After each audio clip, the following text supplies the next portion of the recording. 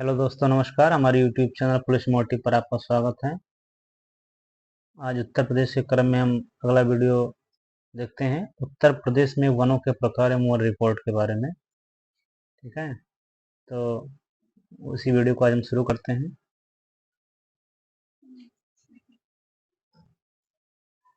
उत्तर प्रदेश में वनों के प्रकार। सबसे पहले हम जान लें कि उष्णकटिबंधीय पर्णपाती वन को मानसूनी वन भी कहते हैं। ठीक है, इसलिए आपको बता रहे हैं कि जो उष्णकटिबंधीय पर्णपाती वन है, ये उत्तर प्रदेश में पाए जाते हैं। और मानसूनी वन का आपने नाम सुना होगा। तो जो उष्णकटिबंधीय पर्णपाती वन होते हैं, उन्हीं को मानसूनी वन भी कहते हैं। ठीक है, सबसे पहले देख लेते हैं कि उत्तर प्रदेश का जो विस्तार है वो कैसे है, उत्तर प्रदेश की स्थिति कैसे है। उसके बाद में अध्ययन करते हैं वनों का। ठीक है, सबसे पहले हम आपको बता दें कि जो उत्तर प्रदेश की स्थिति है वो उसकी लंबाई अधिक है और चौड़ाई कम है। यानी कि अगर देखा जाए तो उसका क्षेत्र लंबाई में बहुत अधिक है। ठीक है, 650 किलोमीटर उसकी लंबाई है और चौड़ाई जो है 240 किलोमीटर है। ठीक है, तो इसमें जो बंटवारा हुआ है उत्तर प्रदेश में वनों का, उसके जो पश्चिमी हिस्से में जो, ठीक है, उत्तर प्रदेश का जो पश्चिमी हिस्सा है उसमें पाए जाते हैं आपके उष्णकटिबंधीय शुष्क पर्णपाती वन। ठीक है, जो आपका पश्चिमी हिस्सा है, ये आपका पश्चिमी हिस्सा है। ठीक है, और उत्तर प्रदेश का जो पश्चिमी हिस्सा है इसमें उष्णकटिबंधीय शुष्क पर्णपाती वन पाए जाते हैं। उसी प्रकार जो है पूर्वी हिस्सा है, पूर्वी हिस्से में जो पाया जाता है वो उष्णकटिबंधीय आर्द्र पर्णपाती वन। ठीक है, उष्णकटिबंधीय आर्द्र पर्णपाती वन जो होता है, ये बंगाल की खाड़ी से जो मानसून उठते हैं यहाँ जल्दी पहुंचते हैं यहाँ, इसलिए ये यहाँ का जो मौसम होता है वो आर्द्र होता है। और आर्द्र की वजह से यहाँ जो पर्णपाती वन होते हैं वो आर्द्र पर्णपाती वन होते हैं। और जब पश्चिमी हिस्से में पहुंचता है तो वहाँ पहुंचते पहुंचते जो मौसम होता है वो शुष्क हो जाता है, इसलिए यहाँ के जो पर्णपाती वन होते हैं वो शुष्क पर्णपाती वन होते हैं। ठीक है, तो उत्तर प्रदेश का अगर आप देखेंगे सबसे ऊपरी हिस्से को भाबर कहते हैं, उसके नीचे के हिस्से को तराई कहते हैं। इसी प्रकार जो उत्तर प्रदेश का सबसे दक्षिणी हिस्सा है, ठीक है, उत्तर प्रदेश का जो सबसे दक्षिणी हिस्सा है उसको हम जो है दक्षिण का पठारी प्रदेश कहते हैं। दक्षिण का पठारी प्रदेश, ठीक है, दक्षिण का पठारी प्रदेश होता है। उसमें जो है अगर देखा जाए तो उष्णकटिबंधीय कटीली झाड़ियां जो है वहां पर पाई जाती हैं।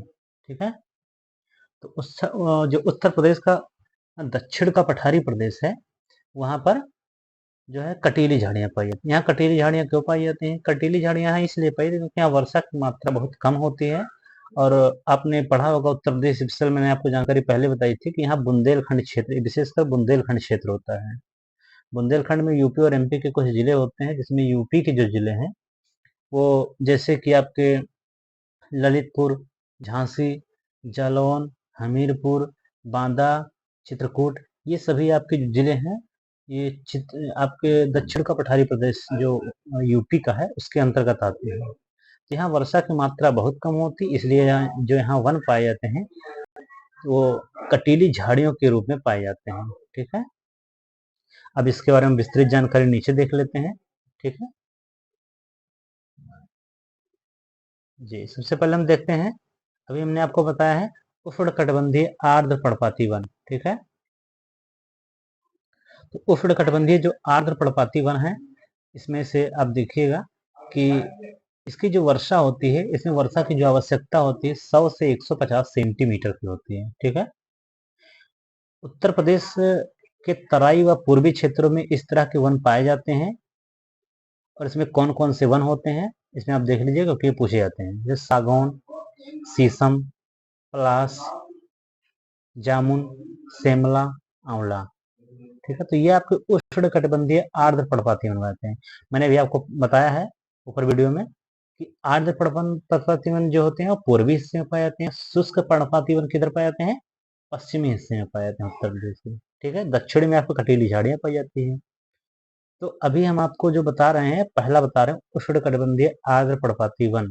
इसके लिए आपको याद रखना है कि इसके लिए जो वर्षा की आवश्यकता होती है वो आपकी होती है 100 से 150 सेंटीमीटर। ठीक है, 100 से 150 सेंटीमीटर वर्षा की आवश्यकता होती है।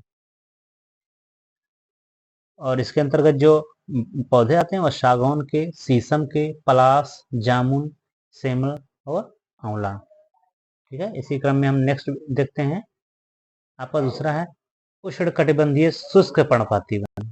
ठीक है, उष्णकटिबंधीय शुष्क पर्णपाती वन। तो जो उष्णकटिबंधीय शुष्क पर्णपाती वन है, ये उत्तर प्रदेश के पश्चिमी क्षेत्र में इस तरह के वन पाए जाते हैं। इनमें जो मुख्यतः कौन कौन से पौधे आते हैं? ठीक है, आपका नीम आता है, पीपल आता है, शीशम आता है, जामुन, बेल, अंजीर। ठीक है, ये आपके पौधे जो मैंने आपको अभी बताए हैं, नीम, पीपल, शीशम, जामुन, बेल और अंजीर, ये उष्णकटिबंधीय शुष्क पर्णपाती वन। शुष्क पर्णपाती वन जैसे ही आप कहें, आपके दिमाग में आ जाना चाहिए कि ये जो है पश्चिमी उत्तर प्रदेश में पाए जाते हैं। ठीक है, तो इसको आप अगर रिवीजन करते रहेंगे तो कोई बहुत बड़ी बात नहीं, आपको याद हो जाएगा आसानी से। और ये जो 17वीं वन रिपोर्ट है, इसकी जानकारी आपको मैं बता रहा हूँ, और ये आपके बहुत ही महत्वपूर्ण है। आपके यूपी पीसीएस लेवल के एग्जाम में आएंगे, आरओ आरओ की परीक्षा में आएंगे, और जो भी उत्तर प्रदेश के एक दिवसीय परीक्षाएं होंगी, यूपी ट्रिपल एससी की होंगी, बीपी होंगी, विलेज पंचायत अधिकारी, ग्राम विकास अधिकारी, आज सभी परीक्षाओं में इसके जो संभावनाएं हैं अधिकतर पूछे जाने की। ठीक है, जो नेक्स्ट में जो अगले क्रम में हम देखते हैं उष्णकटिबंधीय कटीली झाड़ियां। ठीक है, उष्णकटिबंधीय कटीली झाड़ियां।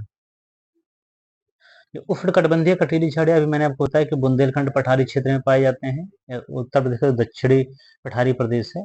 इसके लिए वर्षा की आवश्यकता जो है 50 से 75 सेंटीमीटर की होती है। 50 से 75 सेंटीमीटर वर्षा की आवश्यकता होती है।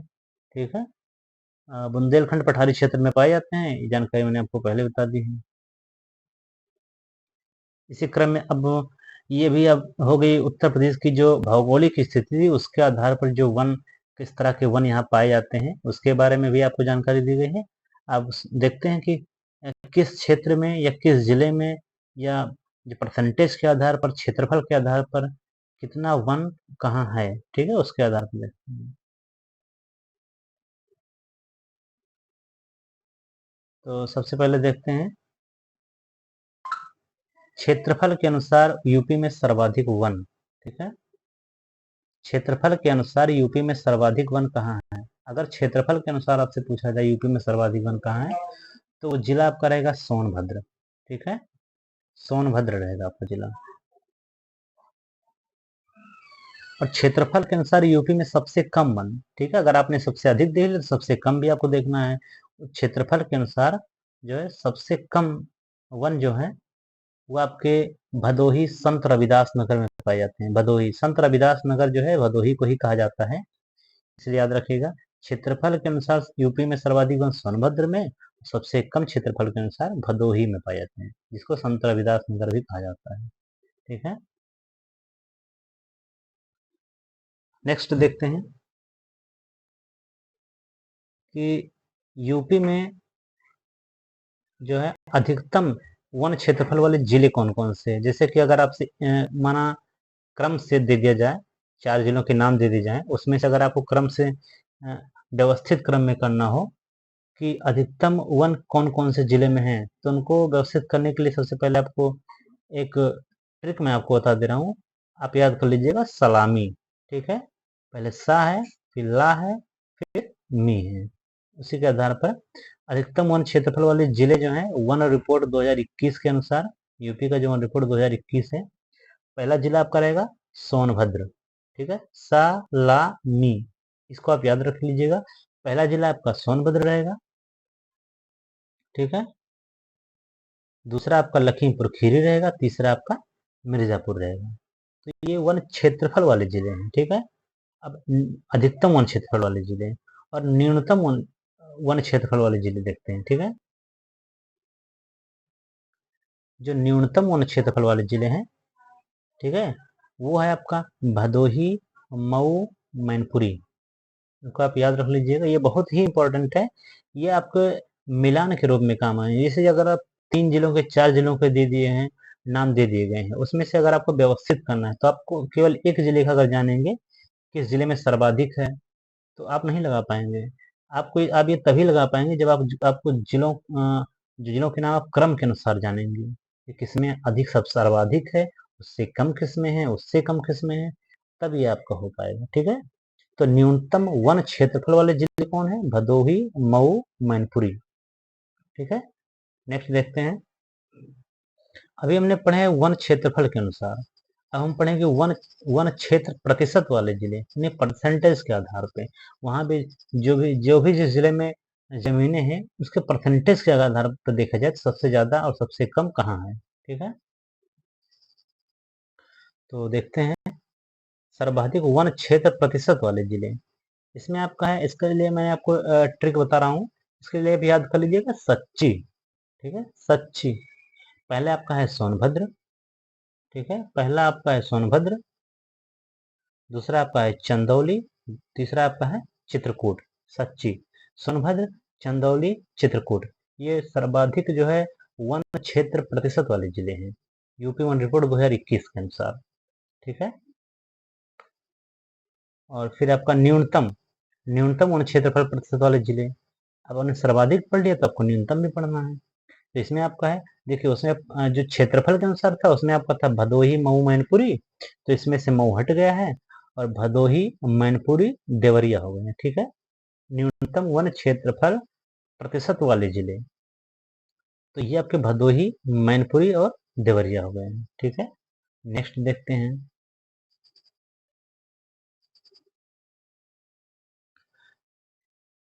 अब देखते हैं ध्यान से, अब ये रिपोर्ट दी गई है कि कौन सा कितना वन या कौन सा वृक्षावरण, वनावरण या झाड़ियां जो मैंने अभी आपको बताए थे वो सभी में कितने कितने उसका कितना कितना परसेंट है यहाँ पर। ठीक है, वो दिया गया है यहाँ, तो देख लीजिए आप लोग।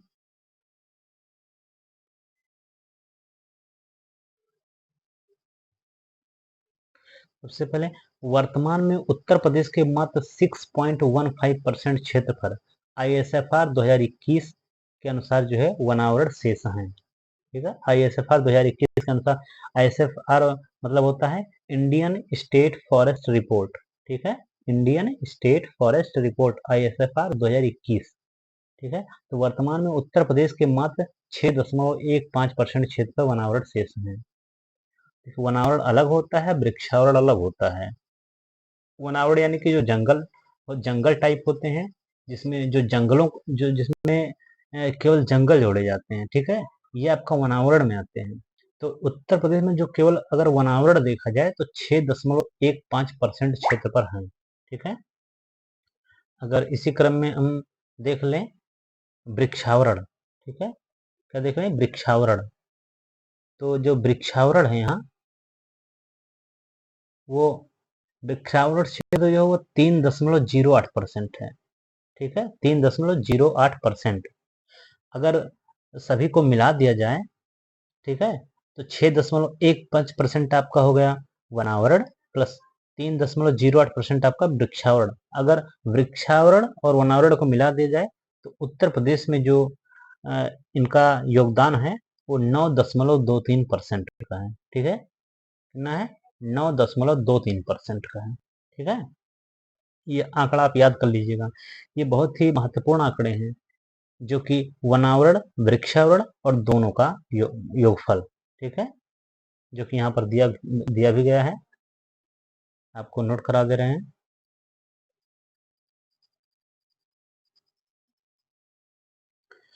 कुल वनावरण क्षेत्र जो है, अभी आपने जो वनावरण क्षेत्र पढ़ा है 6.15%, वही यहाँ भी दिया गया है।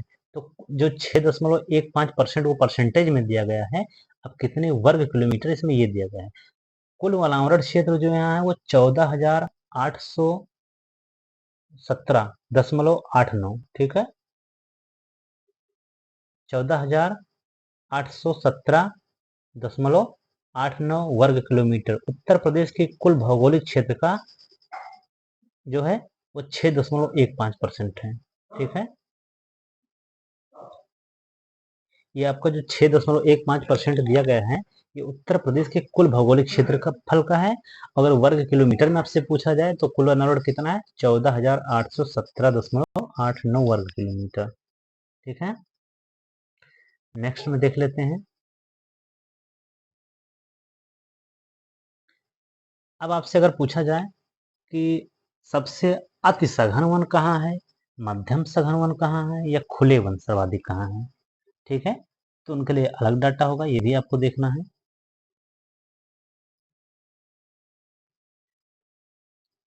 अति सघन वन अगर आपसे देखा पूछा जाए, अति सघन वन, ठीक है,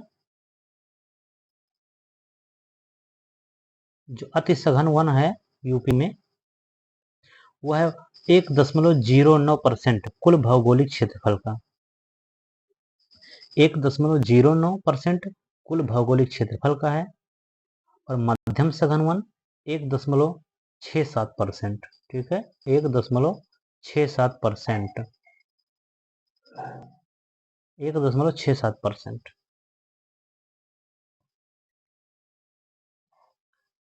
और खुले वन अगर यहाँ देखे जाएं यूपी में, खुले वन कितने हैं, तो खुले वन का जो परसेंटेज है उत्तर प्रदेश में, वो है 3.39% कुल भौगोलिक क्षेत्रफल का। ठीक है, यह है आपका 3.39% कुल भौगोलिक क्षेत्रफल का। ठीक है, अब नेक्स्ट डाटा यहाँ दिया गया है, वो है आपका झाड़ियाँ। जिसे आपने अभी वनावरण पढ़ा है, वृक्षावरण पढ़ा है, उसी तरह यहाँ झाड़ियाँ हैं। ठीक है, उत्तर प्रदेश में जो है, तो झाड़ियों का परसेंटेज कितना है, कितने वर्ग किलोमीटर में है, यह आंकड़ा आपका दिया गया है। ठीक है, तो देख लीजिए, झाड़ियाँ यहाँ जो है 563.38 वर्ग किलोमीटर, यानी कि कुल क्षेत्र का 0.23%। जितना भी क्षेत्रफल है उसका केवल 0.23% यहाँ पर झाड़ी है। बाकी और जो अभी आपने पढ़े हैं, ठीक है, 6.15% वो वनावरण है, और 3.08% वो आपका वृक्षावरण है। ठीक है, तो उधर आपने जो पढ़ा था 9.23% आपका वृक्षावरण प्लस वनावरण हो गया, और 0.23% अभी आप जो यहाँ देख रहे हैं 0.23% वो आपका झाड़ियाँ हैं। अब इसको जो पिछले जो डाटा दी गई थी उससे तुलना की गई है, उस पिछले डाटा के आधार पर आप तुलनात्मक रूप से देख लीजिए। अगला अगले कड़ी में आपको बता रहे हैं। ठीक है,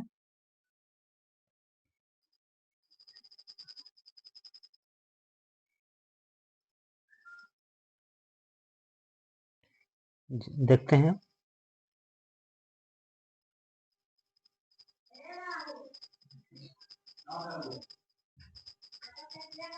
2019 के वन रिपोर्ट की तुलना में, ठीक है, 2019 की वन रिपोर्ट की तुलना में 2021 की वन रिपोर्ट में 12.24 वर्ग किलोमीटर क्षेत्रफल की वृद्धि हुई है। ठीक है, यानी कि 2019 का जो वन रिपोर्ट की तुलना में है, इससे पहले, यानी वन रिपोर्ट की जो तुलना है वो प्रत्येक 2 वर्ष के अंतराल पर जारी की जाती है। ठीक है, ये मैं आपको बता दूं कि वन रिपोर्ट जो प्रकाशित की जाती है वो प्रत्येक 2 वर्ष के अंतराल पर की जाती है। तो लास्ट में जो वन रिपोर्ट आई है वो 17वीं वन रिपोर्ट है और 2021 में आई है। तो यानी कि उससे पहले 2019 की वन रिपोर्ट की तुलना में अगर देखा जाए तो 2021 में जो वन रिपोर्ट आई है उसमें 12.24, कितना, 12.24 वर्ग किलोमीटर की क्षेत्रफल की वृद्धि हुई है। ठीक है, कितना, 12.24, 12.24 वर्ग किलोमीटर क्षेत्रफल की वृद्धि हुई है। ठीक है, नेक्स्ट देखते हैं सघन वन। ठीक है, सघन वन जो है वो क्षेत्र के अंतर्गत सर्वाधिक क्षेत्र, जो सघन वन है, सघन वन वो क्षेत्र के अंतर्गत देखा जाए तो सर्वाधिक क्षेत्र लखीमपुर खीरी में है, जबकि मध्यम और खुले वन सर्वाधिक क्षेत्रफल सोनभद्र में है। सघन वन, मध्यम वन और खुले वन, ये मैंने अभी आपको ऊपर बताया है, उसको आप देख लीजिए। ये ठीक, यही आंकड़ा है, वो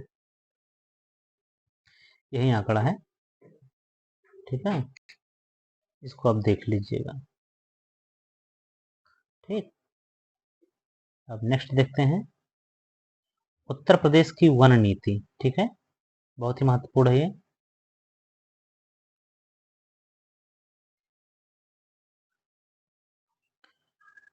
उत्तर प्रदेश की जो प्रथम वन नीति आई थी, उत्तर प्रदेश की जो प्रथम वन नीति आई थी वो 1952 में आई थी। ठीक है, कब आई थी? 1952 में।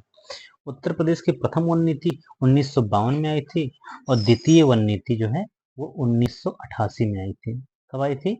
1988 में। ठीक है, तो इसको भी आप देख लीजिएगा।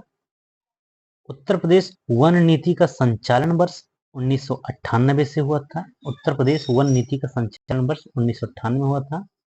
और एक और आप देख लीजिएगा, ये डाटा है, ठीक है, कि वर्तमान में उत्तर प्रदेश में राज्य वन नीति 2017 लागू है। कौन सी? वर्तमान में जो उत्तर प्रदेश में राज्य वन नीति जो है कौन सी लागू है? 2017। ठीक है, उसी से जुड़ा एक और फैक्ट है कि उत्तर प्रदेश वन निगम अधिनियम, ठीक है, उत्तर प्रदेश वन निगम अधिनियम कब आया? तो उत्तर प्रदेश वन निगम अधिनियम जो है ये आपका 1974 में आया था। ठीक है, ये आपके महत्वपूर्ण आंकड़े हैं, इनको आप जो है याद कर लीजिएगा। ये आपके बहुत ही महत्वपूर्ण है। और मैं आपको बता दूं कि ये किसी भी परीक्षा में, अगर यूपी से संबंधित परीक्षाएं हैं तो वो आपका कोई भी परीक्षा, आने वाली परीक्षा जो कि आपका यूपी पुलिस का हो सकता है, ग्राम विकास अधिकारी, लेखपाल के लिए होता है, विलेज पंचायत अधिकारी के लिए, आरओ, यहाँ तक यूपी पीसीएस के लिए भी बहुत महत्वपूर्ण है ये।